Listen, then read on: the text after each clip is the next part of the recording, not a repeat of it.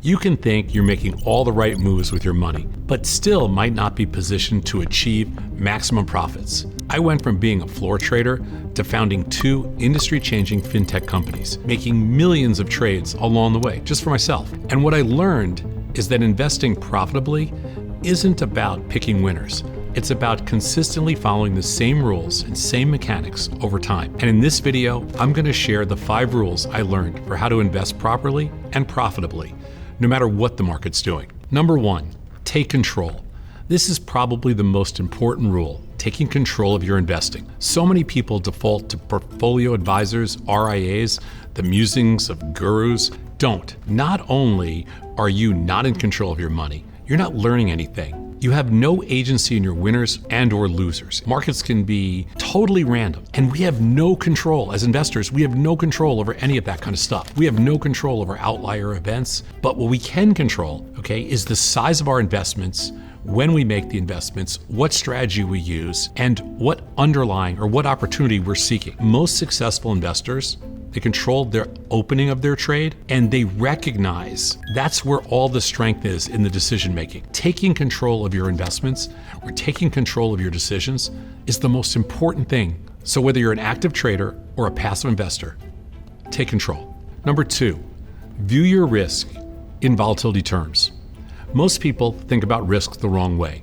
They look at how much money they have in something and assume that tells them how much risk they're taking. But the real measure of risk is volatility, how much that asset moves up or down. A $10,000 position in a stock that swings 30% a day is far more risky than a $10,000 position in something that's more stable and predictable. Once you start measuring your risk by volatility instead of dollar amounts, you'll start making much smarter decisions about what you own and how much of it you should hold. One of the things about volatility is it should be called an opportunity index, not a fear index. If you want the lowest basis and the most opportunity, you're going to want to take advantage of the highest volatility in different underlyings. It really doesn't matter what it is. So one of the things that we like to do is we like to assess opportunity in mathematical terms based on volatility. It's something that we've been doing for the last almost 40 years. And I think it's one of the most valuable, let's call it indicators in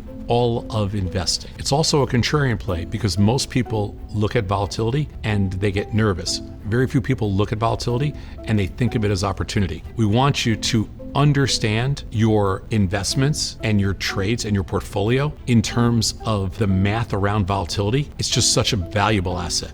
Number 3, improve your basis.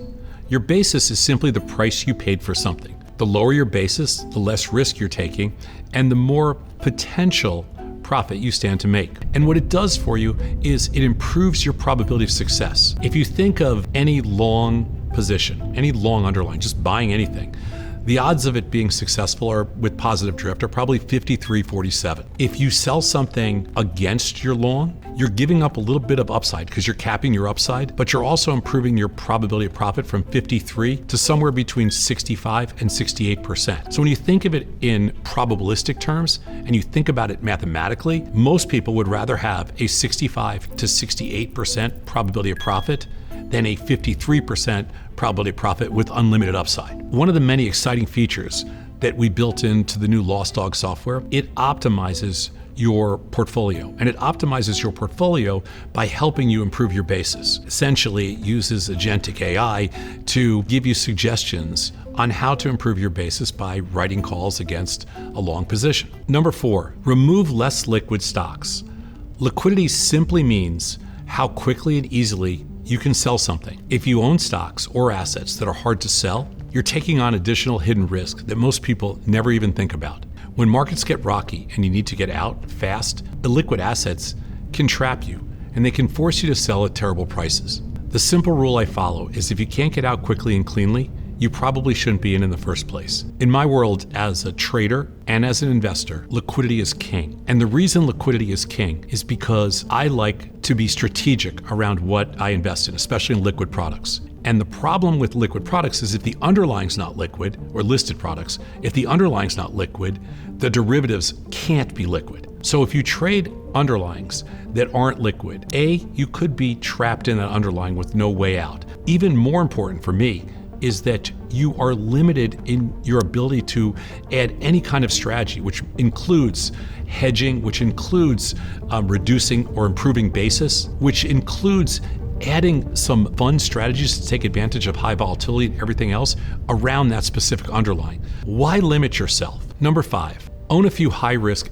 non-correlated assets. Now that you understand the basics and most of your capital is deployed in liquid assets, you can do what every wealthy investor does. Set yourself up for some asymmetric upside. These are positions that may have higher risk, but they also have the potential to completely change your financial profile. These are assets like crypto, pre-IPO companies, futures, or maybe even starting a side business. We're talking about the kind of assets that can go up 3, 5, or 10 times what your index fund can do. The key word here is small. You're not betting the house, you're giving yourself exposure to the upside that traditional investing will never give you. Think of it as your portfolio's alpha engine.